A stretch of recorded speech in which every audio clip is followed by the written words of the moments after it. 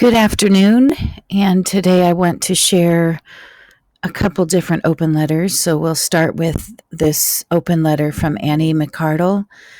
Thank you, dear Annie, and I really appreciated interacting with you. I think it's now been a couple years ago, but I wanted to just read Annie's letter for everybody to benefit from.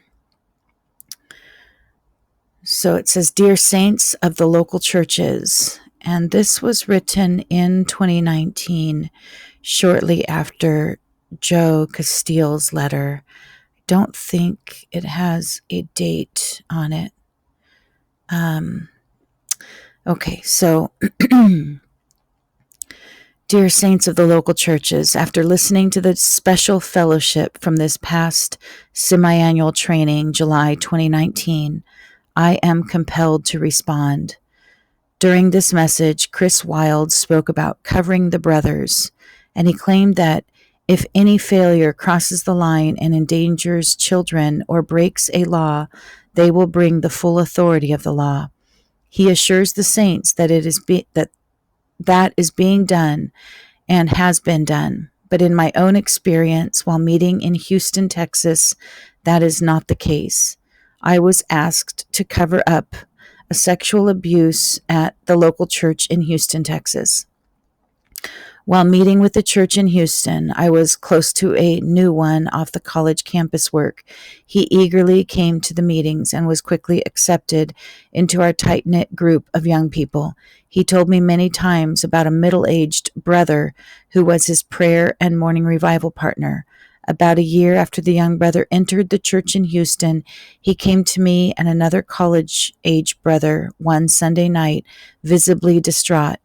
After asking him what was the matter, he broke down and told us that the night before he woke up to find his prayer partner, the older brother, sexually assaulting him. The details of that assault are not mine to tell, but the image of him curled up in the doorway weeping is seared into my memory. I told him to go to the elders. Being raised in the church, I had full confidence that the elders would know how to take care of the situation.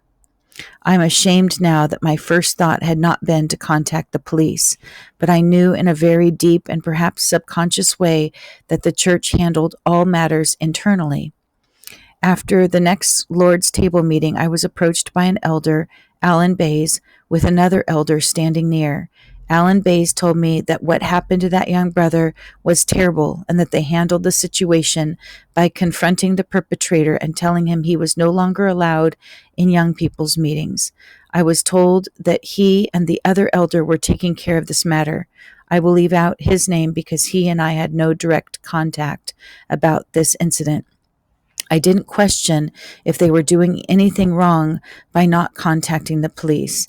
Alan explained to me why it was very important not to ever tell anyone about this and asked me to cover the brother. I nodded my head in agreement, and I've kept that promise until now. Growing up in the Lord's recovery, I had heard the term covering the brothers many times. Sorry, again, it's being blocked, so...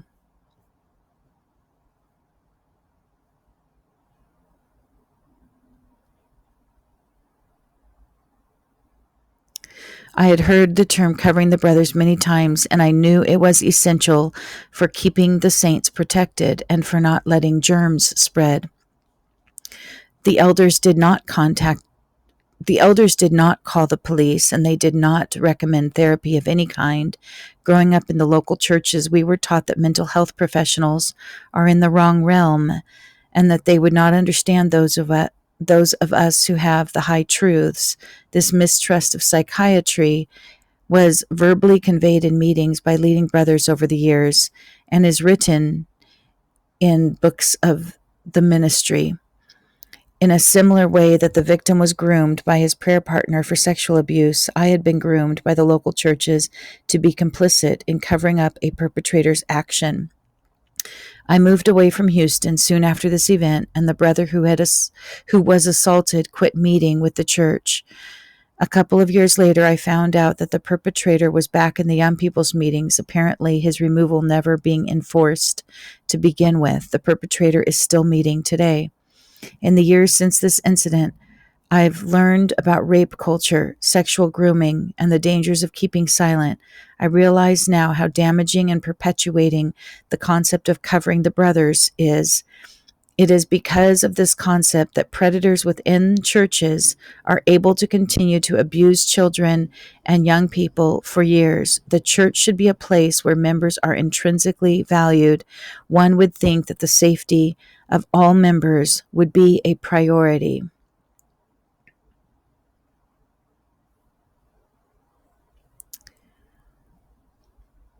By advocating that we cover the brothers and refusing to report alleged crimes, elders have allowed physical, sexual, emotional, and mental trauma to fester in the local churches. Victims of abuse who meet with the Lord's recovery become caught in a catch-22. We've all been told that building the body is the only way to overcome and get the kingdom reward. However, victims know that each time they go to a meeting, they might see their abuser. Not only will this prevent healing from the initial attack, this can create additional traumas that may lead to PTSD, anxiety, depression, etc. The perpetrator in the church in Houston has maintained access to countless children and young people he may have continued to abuse. I have to live with these facts. The way this situation was handled should be deeply distressing to all of us, and it's not unique. Being asked to cover up a sexual assault helped me to see the ugly facts behind the, quote, church life. I want to be clear. My response, contrary to what was claimed in the aforementioned meeting, as well as in Message 8 from Ron Kangas, is not out of rebellion from God or a desire to rebel against any deputy authority. I have not been meeting with the local churches since 2009 and have found great peace out of the Lord's recovery. This is not rebellion, rather a call to action. It matters to me that this community, with so many I love in it, is a safe place. My call to elders and leading brothers is to stop deflecting from your responsibility. Elders not only have a responsibility to keep the rest of the body safe from predators, they also have a responsibility to the rest of society. When abuse goes unreported to the police, predators are able to repeat the abuse over and over again without a criminal record. Eventually, like in my situation, the church is more than likely to lose the abused and anyone asked to cover it up and will hold on to the abuser. Is this what you want, dear members of the body? Is there no remorse in the elders in Houston for choosing a sexual predator over protecting us? Elders and coworkers nationwide need to admit that there is a lack of policies and protections. They should admit that they have helped to foster a culture of abuse. Are church leaders willing to communicate transparently with law enforcement going forward? Will they partner with and listen to specialists to put forward a cohesive policy that prevents continued abuse in the church, especially against young people and children? Are leaders ready to believe survivors? Most importantly, are the elders ready to end the practice of covering the brothers? Covering the brothers is tantamount to hiding abuse, and this unhealthy practice leaves survivors to fend for themselves. The church life is not like Disneyland. Abuse happens everywhere.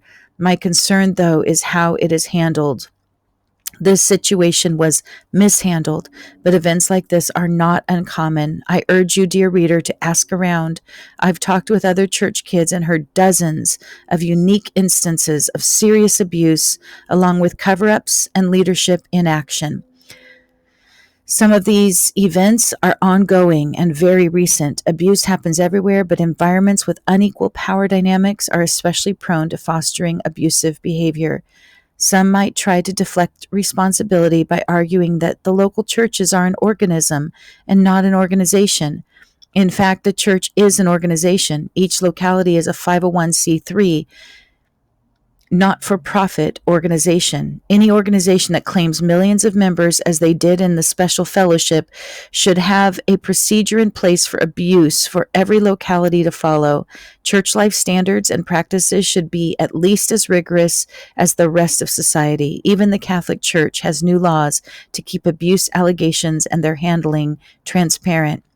If the local church claims that it is God's move on the earth today, it can do the same. I do not name Alan Bays in Houston because he is a terrible person. Quite the contrary. I have been helped by him numerous times and have admiration and respect for him in many ways. However, the elders and co-working brothers have a responsibility to their localities. All the elders, co-workers, and leading brothers who know of abuse and covered it up need to be held accountable. A new standard operating procedure for dealing with current and future cases must be adopted. And I would add dealing with past cases as well, because things that haven't been treated properly are not closed wounds, or issues that have gone neglected are still open wounds. I encourage any member of the local churches who survived abuse of any kind or who have seen such cover-ups to speak out, even if you do so anonymously. Severe transgressions are being covered up. Abuse happens between serving ones and young people, between parents and children, between husbands and wives. Elders, elders in the local churches can and must do something to protect those who are vulnerable. I personally know the pain of being in danger. In another instance, I told an elder, and he did nothing about my plea for help. I want all victims to know that I see you and that your story matters. If you would like to make your story public, please feel free to contact me if you need help. My heart is for you, and you are worthy. Together, and even if you choose to remain anonymous, we will advocate for much-needed changes and transparency. Ephesians 5:11, have nothing to do with the fruitless deeds of darkness, but rather expose them. 1 Timothy 5:20, but those elders who are sinning, you are to reprove before everyone so that the others may take warning. Edit. The church in Houston has held a corporate prayer meeting on August 7th, 2019, over this letter in which they tell the saints I am lying, gossiping, and spreading rumors. Joe Davis, who gave the message, also said that because I wrote this letter, I will not be an overcomer. You can listen to that message here. And she has the link, and I'll put that in the description of this video. The truth will set me free. Andrea McArdle. Meetings I reference, Special Meeting Fellowship, and Message 8, Ron Kangas, and Joe's letter. Thank you, dear Annie, and I hope you're doing well. I'm so sorry for all the different experiences that you've gone through that are unutterably painful. Much love to you. And I also had put down those verses. Do not entertain an accusation against an elder unless it is brought by 2 or 3 witnesses. But those elders who are sinning, you are to reprove before everyone so that the others may take warning. I charge you in the sight of God and Christ Jesus and the elect angels to keep these instructions without partiality and to do nothing out of favoritism.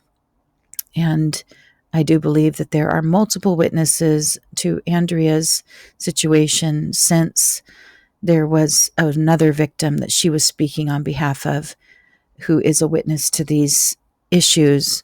And then because there was a public meeting regarding her letter, there are multiple witnesses regarding that.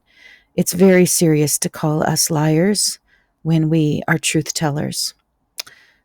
Thanks for listening, and I will continue with another video shortly.